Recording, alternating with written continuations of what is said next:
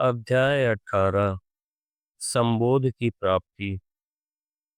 चेतना जागृति के कारण सिद्धार्थ का चित्त, शरीर और श्वसन क्रिया पूर्णतया एकाकार हो गई थी। सजग चेतना के अभ्यास के कारण उनको चित्त के केंद्रीकरण की महान शक्ति उपलब्ध हो गई थी, जिसे वह चित्त और शरीर को जगाने निखारने में प्रयोग कर सकते थे। गहन समाधि की अवस्था में वह अपने शरीर में तत्क्षण असंख्य प्राणियों की विद्यमानता अनुभव कर सकते थे।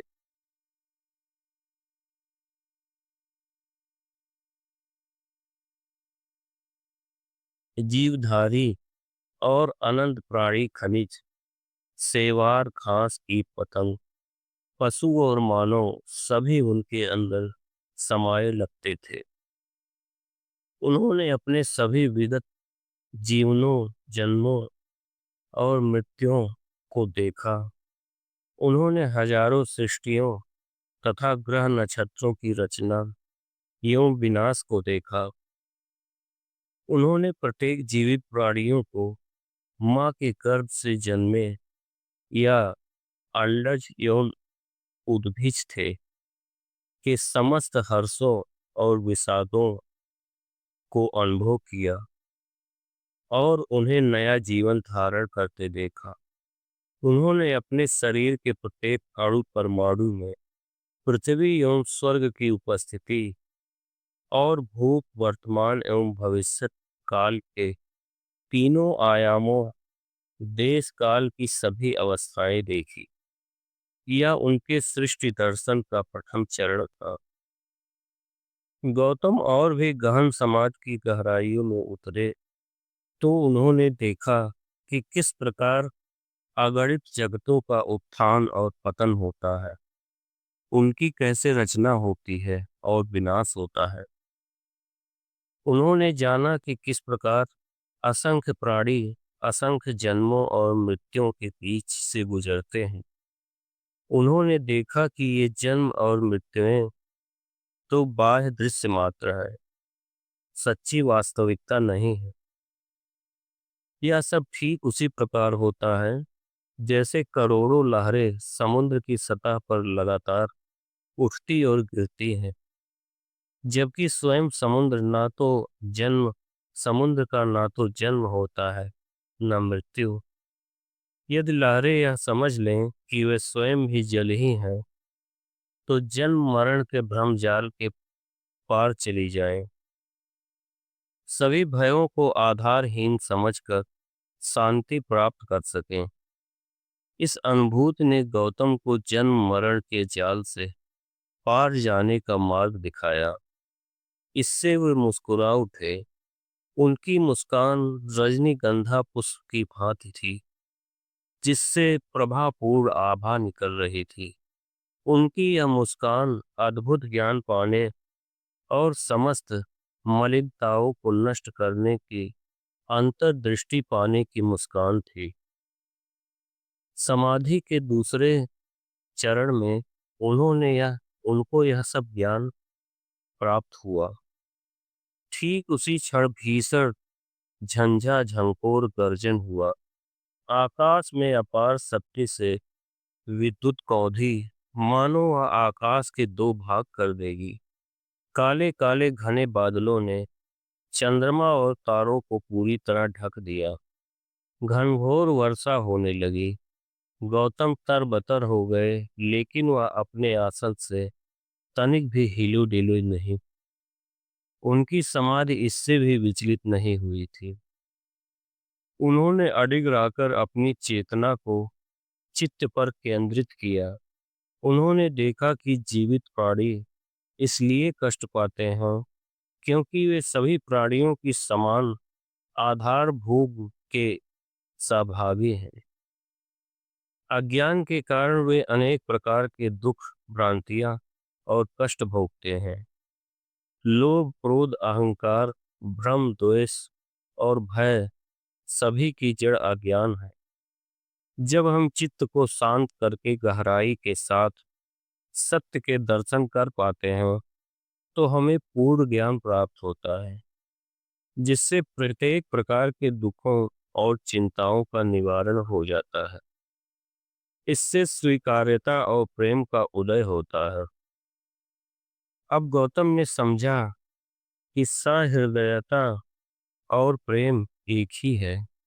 सहृदयता के बिना प्रेम हो ही नहीं सकता। प्रत्येक प्राणी की प्रकृति उसकी भौतिक रचना, भावनात्मक और सामाजिक स्थितियों के अनुरूप निर्मित होती है। इस तथ्य को समझ लेने पर वह निर्दयता पूर्वक व्यवहार करने वाले के प्रति भी घृणा नहीं कर सकता। सहृदयता के कारण और प्रेम के भावों का उदय होता है, जिससे व्यक्ति सद्कर्मों की ओर प्रवृत्ति होता है। प्रेम करने के लिए पूर्ण सत्य समझ लेने की आवश्यकता होती है। इसलिए मुक्ति की कुंजी सहृदयता पूर्ण ज्ञान है। भ्रम रहित ज्ञान की प्राप्ति के लिए यह आवश्यक है कि व्यक्ति जागरूकता के साथ जिए। जीवन के वर्तमान क्षणों के साथ उसका प्रत्यक्ष संपर्क हो, अर्थात वह सही रूप में यह देख सके कि व्यक्ति के अंतस में और बाहर क्या क्या घटित हो रहा है। जागरूकता का अभ्यास करने से उसमें गहराई तक सोचने समझने की सक्षमता आती है। जब वह किसी भी बात की गहराई में उतरता है तो उसका रहस्य स्वयं ही अनावृत हो जाता है। जागरूकता ऐसा गोपन कोष है जिसे मुक्ति और चेतना की जागृति की दिशा में बढ़ा जा सकता है। जीवन शुद्ध ज्ञान, शुद्ध विचारों, शुद्ध वाणी, सद्कर्मों, शुद्ध आचरण, सही प्रयासों, सच्ची जागरूकता और चित्त के केंद्रीकरण से प्रकाशित हो उठता है। सिद्धार्थ ने इसे आर्य मार्ग कहा। गहरी समाधि की अवस्था में समस्त प्राणियों के हृदयों को देखते हुए सिद्धार्थ ने प्रत्येक के मनों की अवस्था जान ली, चाहे वे कितनी ही दूर क्यों ना हो। इससे वे प्रत्येक व्यक्ति के हर्ष और विषाद की चीखें सुन पा रहे थे। इस प्रकार उन्होंने दिव्य दृष्टि, दिव्य श्रवण और अपनी जगह बैठे बैठे ही कहीं भी जा सकने की सामर्थ्य अर्जित कर ली थी। यह उनके लोकोत्तर दर्शन अथवा संबोधि का तीसरा चरण था। इसके बाद झंझा की झंकोर थम गई थी और प्रकाशित चंद्रमा तथा तारों पर से मेघों का आवरण सिमट गया था। गौतम को ऐसी अनुभूति हुई जैसे हजारों योनियों के कारागार से मुक्ति मिल गई हो। इस कारागार का द्वारपाल था अज्ञान। इस अज्ञान के कारण ही उनका चित्ताकाश तिमरा छिन्न था।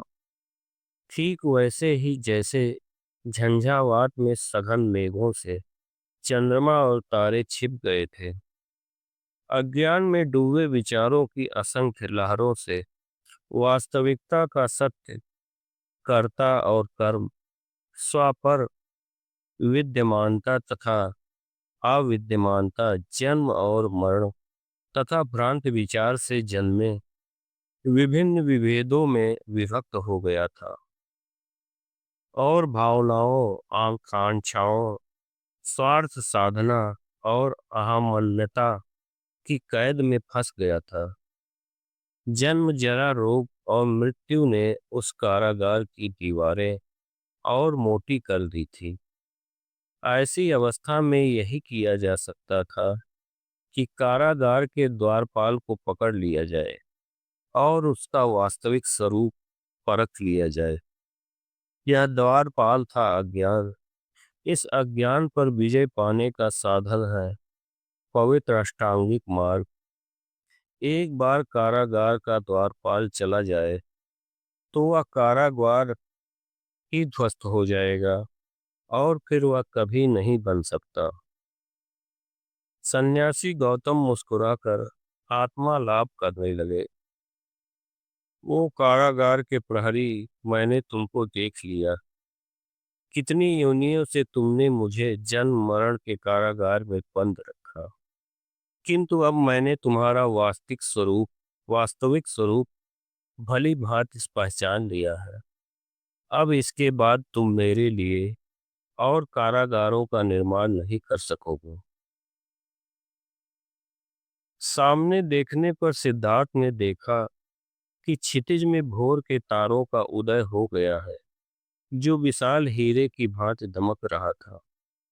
उन्होंने पीपल वृक्ष के नीचे बैठकर भोर के इस तारे को अनेक बार देखा था, किंतु आज प्रातः देखने पर प्रतीत हुआ कि जैसे वह उसे पहली बार देख रहे हैं। यह संबोधि प्राप्ति की स्मृति के समान ऐसा जगमगा रहा था जिससे आंखें चिढ़िया जाए। सिद्धार्थ ने इस तारे को त्राटक दृष्टि से देखा और करुण भाव से कहा, समस्त प्राणियों के अंतराल में संबोधि के बीज छिपे हुए, फिर भी हम हजारों योनियों के जन्म मरण के सागर में डूबते रहे हैं। सिद्धार्थ समझ गए कि उन्हें सद्धर्म का मार्ग मिल गया है। उन्होंने अपना लक्ष्य प्राप्त कर लिया है और इनके हृदय को पूर्ण शांति एवं सहजता प्राप्त हो गई है। उन्होंने इस मार्ग की खोज में बिताए समय का स्मरण किया, जो निराशाओं और कठिनाइयों से भरा हुआ था। उन्हें अपने पिता, अपनी माता, मौसी, यशोधरा, राहुल और अपने सभी मित्रों का स्मरण हो आया। उन्हें अपने राजमहल कपिलवस्तु, उसके प्रजाजन और देश की याद आई तथा वे सभी विशेषता बच्चे याद आए जो कष्टों से भरा जीवन जीते हैं। मैंने उनसे सद्धर्म का मार्ग खोज लेने और अन्य लोगों को कष्टों से मुक्ति दिलाने में सहायक होने का वचन दिया था। उनकी गहन अंतर्दृष्टि में समस्त प्राणियों के लिए अपार प्रेम भाव जागृत हो चुका था। घास युक्त नदी तट पर प्रभाती वेला के सूर्योदय में खिले फूल जगमगा रहे थे। सूर्य की किरणें उनके पत्तों पर नृत्य करती हुई ओस कणों को चमक प्रदान कर रही थी। उनके अंतस का समस्त दुख अंतर्धान हो गया था। जीवन की सभी अद्भुतताओं को के स्वयं ही दर्शन हो रहे थे। सभी कुछ असाधारण और नया नया लग रहा था। नील आकाश और उसमें तैरते धवल मेघ, सभी कुछ कितना अद्भुत दृश्य उपस्थित कर रहा था। उन्हें प्रतीत हुआ कि उनकी और समस्त सृष्टि की जैसे नए सिरे से रचना हो। उसी समय स्वास्थ्य आ गया। जब सिद्धार्थ ने देखा कि वह चरवाहा बालक भागता हुआ आ रहा है, तो वह मुस्कुराए। अकस्मात वह रास्ते में ही रुक गया और मुंह फाड़े सिद्धार्थ को एक टक देखता रह गया। सिद्धार्थ ने उसे आवाज दी, स्वास्ति। बालक जैसे होश में आया और उत्तर दिया, गुरुदेव। उसने हाथ जोड़कर नमन किया। वह कुछ पग आगे बढ़ा और फिर रुक गया। वह उनकी ओर भयभीत सा ध्यान से देखने लगा। अपने इस व्यवहार पर संकोच व्यक्त करता हुआ वह रुक रुक कर बोला, गुरुदेव, आज आप कुछ बदले बदले दिख रहे हैं। सिद्धार्थ ने बालक को समीप आने का संकेत किया, उसे अपनी बाहों में भर लिया और पूछा, आज मैं कैसे बदला बदला दिख रहा हूं? सिद्धार्थ की ओर निहारते हुए उसने उत्तर दिया, यह बताना तो कठिन है, किंतु आप आज बहुत बदले हुए लग रहे हैं। ऐसा लग रहा है जैसे आप एक नक्षत्र बन गए हो। सिद्धार्थ ने बालक के सिर को हाथ से थपथपाया और कहा, ऐसा है? इसके अलावा मैं तुमको कैसा लग रहा हूँ? अभी अभी खिले कमल जैसे लग रहे हो। ऐसे लग रहे हैं जैसे जैसे गया शीर्ष पर्वत की चोटी पर चंद्रमा निकला हो। सिद्धार्थ ने स्वाति की आंखों में देखकर कहा, स्वाति, क्यों, क्या तुम एक कवि बन गए हो? अच्छा, अब बताओ कि आज तुम इतने सवेरे कैसे आ गए? तुम्हारे भैंसे कहाँ हैं? स्वाति ने बताया कि आज उसे छुट्टी मिल गई है, क्योंकि भैंसों को जोतने के लिए ले जाया गया है। केवल एक भैंस थी जिसे मैं बाड़े में ही छोड़ आया हूँ। आज उसे सिर्फ उस एक भैंस के लिए ही घास काट कर ले जानी थी। आज रात मैं और मेरे भाई भीषण आंधी तूफान से जग गए थे। तेज वर्षा के कारण टूटी छत टपकने से उनके बिस्तर गीले हो गए। हमने अब तक इतना भीषण आंधी तूफान नहीं देखा था। हमें चिंता थी कि वन में सिद्धार्थ का क्या हाल होगा। तूफान थमने तक हम सब एक दूसरे से सटे रहे और उसके बाद ही सो सके। जब दिन निकला तो स्वाति हसिया और बांगी का बांस लेने पशुओं के बाड़े में गया और वहां से सीधा भागा भागा यहाँ आया ताकि देख सके कि रात की वर्षा के बाद सिद्धार्थ ठीक ठाक तो है। सिद्धार्थ ने स्वाति का हाथ पकड़ा और कहा, यह मेरे जीवन का सर्वाधिक प्रसन्नता का दिन है। अगर तुम्हारे लिए संभव हो तो सब बच्चों को लेकर आज दोपहर को पीपल वृक्ष के पास आ जाना। अपने भाई बहनों को ले आना, मत भूलना। लेकिन पहले भैंसों के लिए आवश्यक कुसा काट लो। स्वास्थ्य प्रसन्नता के साथ लौट पड़ा और सिद्धार्थ सूर्य किरणों से स्नात नदी तट पर धीरे धीरे पग रखते हुए भ्रमण करने लगे।